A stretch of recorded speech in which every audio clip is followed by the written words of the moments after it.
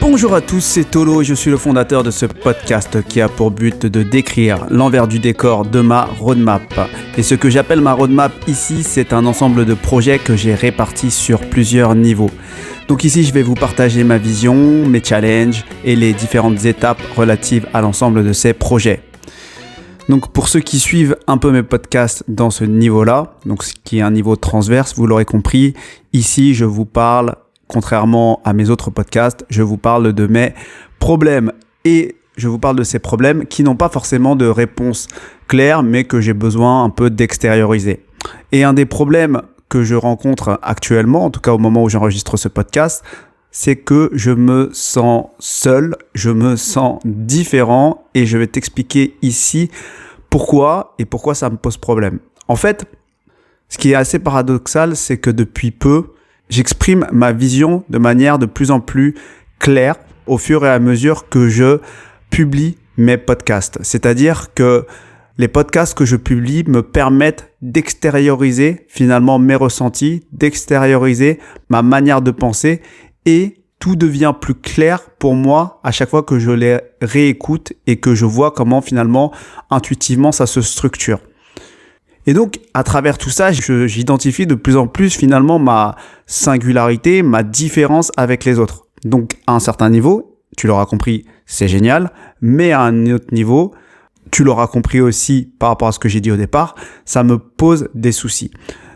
Juste pour rappel, pour que tu te rendes compte un peu de l'ampleur, entre guillemets, c'est que chacun des niveaux de ma roadmap, finalement, est défini par un scope bien précis.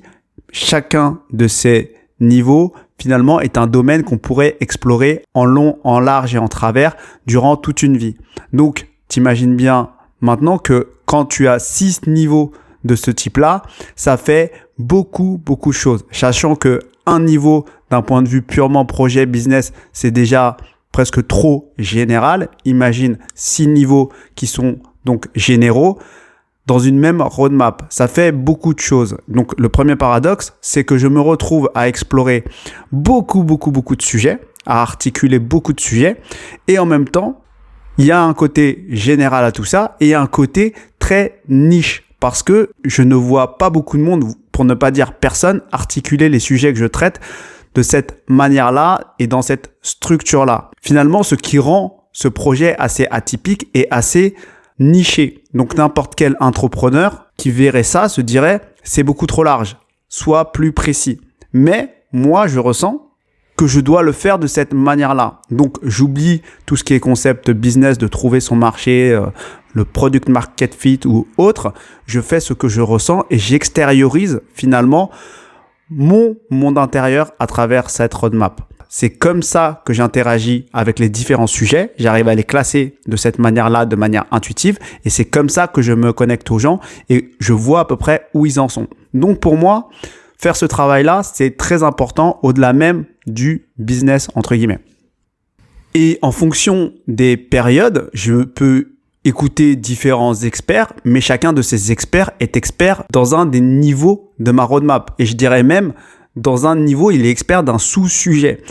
Donc, quand j'écoute certains experts aujourd'hui, une des choses qui me rend, entre guillemets, triste, c'est qu'il y a pas mal de gens que je pouvais apprécier, mais plus je développe les contours idéologiques de ma roadmap et qui sont en fait l'extériorisation de mes contours idéologiques, plus je me rends compte de la limitation de certaines personnes que je peux, au demeurant, trouver très expertes dans leur domaine, mais qui, quand elles essayent de s'expérimenter à explorer d'autres territoires, je les trouve beaucoup moins pertinents. Alors que d'autres experts qui restent dans leur cadre, pour moi, ils restent OK. Donc tout ça pour dire que il y a même cette notion de personnes qui m'inspirent moins, que je trouve moins pertinent au fur et à mesure que moi, j'affine ma pensée et j'affine finalement mon monde intérieur. Donc c'est une période très particulière où j'ai de plus en plus cette clarté d'esprit, où mes contours idéologiques sont de plus en plus clairs et où ma capacité à articuler les sujets de manière verticale est aussi de plus en plus claire, mais où aussi j'ai la sensation finalement de me retrouver seul un peu dans mon monde, dans cette niche où je parle de sujets très généraux. Et donc, pour te donner un petit exemple, c'était comme si une partie de moi voulait explorer absolument beaucoup de sujets pour que je puisse mettre des mots sur certains contours idéologiques, certaines fondations qui expliquent finalement mon ressenti ou mon monde intérieur et ma manière finalement d'interagir ou de me positionner sur tel ou tel point. Et j'ai l'impression que je suis arrivé au bout de l'exploration des fondations. Je précise bien des fondations parce que après, il y a plein de choses du coup que j'ai envie d'étudier. Mais ces choses que j'ai envie d'étudier, c'est comme si elles étaient extrêmement bien balisées par rapport à ces fameuses fondations.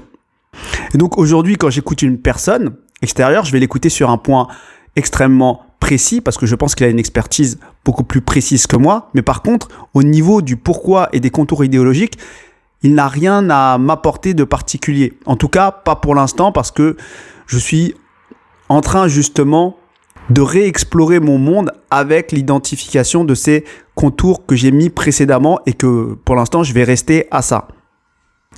Donc, je précise bien que j'ai encore beaucoup de choses à apprendre, voire beaucoup trop de choses à apprendre, mais c'est vraiment une histoire de cycle. Et là, je pense que c'est comme si je m'étais noté une to-do list de sujets à traiter et que je les avais organisés dans ma roadmap et que tout était clair et que je n'avais plus que pour l'instant à étudier ces sujets. Alors que peut-être que précédemment, j'étudiais les sujets pour comprendre pourquoi ce sujet-là me faisait sentir de telle ou telle manière parce que je n'avais pas les contours clairs idéologiques de ma roadmap et donc de mon monde intérieur. Aujourd'hui, je me retrouve autant à écouter des entrepreneurs, parler business, marketing, etc., autant à écouter des parcours d'artistes, autant à écouter des thérapeutes, etc., etc. Et j'ai vraiment envie, pour le coup, là, de te rappeler justement les contours de ma roadmap pour que tu comprennes bien pourquoi j'atteins un niveau où je me sens de plus en plus seul. C'est que dans mon niveau 1, je vais vraiment parler de développement personnel, de mindset, de succès, etc. Donc vraiment dans cet esprit très égotique. Dans mon niveau 2, je vais être beaucoup plus sur comment entreprendre limite différemment en tant qu'artiste, en tant que spirituel, avec le côté créatif, le côté zèbre, HP, hypersensible. Dans le niveau 3, je vais parler plus d'énergie et de choses un peu plus irrationnelles, entre guillemets. Dans le niveau 4, je vais être plus dans la relation homme-femme, dans les relations interpersonnelles, l'énergie sexuelle, etc. Dans le niveau 5, je vais parler plutôt de sujets d'actualité, de complot, de politique, etc. Et dans le niveau 6, beaucoup plus d'ésotérisme, d'occultisme et de religion. Et donc, j'écoute des experts sur chacun de ces niveaux-là, mais je remarque que chacun des experts que j'écoute, ils ont tous des a priori sur un ou plusieurs domaines de ma roadmap. Et c'est ça ma problématique aujourd'hui, c'est que dès que j'écoute ces experts, j'entends beaucoup qui sont peut-être plus dans l'ésotérisme, occultisme, religion, qui vont critiquer le développement personnel et le New Age. J'entends beaucoup qui sont justement dans le développement personnel et le New Age, qui vont critiquer les religions. J'entends beaucoup de personnes qui sont dans les sujets politiques, qui vont critiquer tout ce qui est entrepreneuriat, développement personnel, etc. Et il y a ce positionnement fort chez ces experts-là. Et pour moi, ça n'a pas de sens parce que justement, je ne rejette rien. Et je fais plutôt des liens. Même le New Age que je peux critiquer à une certaine mesure, et vous l'avez peut-être entendu dans mon niveau 6, même le New Age, je comprends son utilité. Et j'ai presque envie de dire même que c'est suite à la critique du New Age que j'ai fait dans mon niveau 6 que je suis en train de me sentir un peu plus seul. Parce que les personnes qui pouvaient me comprendre sur le plus de sujets, finalement, en vérité, c'était les personnes du New Age. Parce qu'ils comprenaient le développement personnel, ils comprenaient le côté artistique, etc., le côté thérapie, le côté sexualité, énergie sexuelle, même le côté politique. Et ils avaient peut-être un peu plus de problèmes avec le côté ésotérique, occultisme et religion.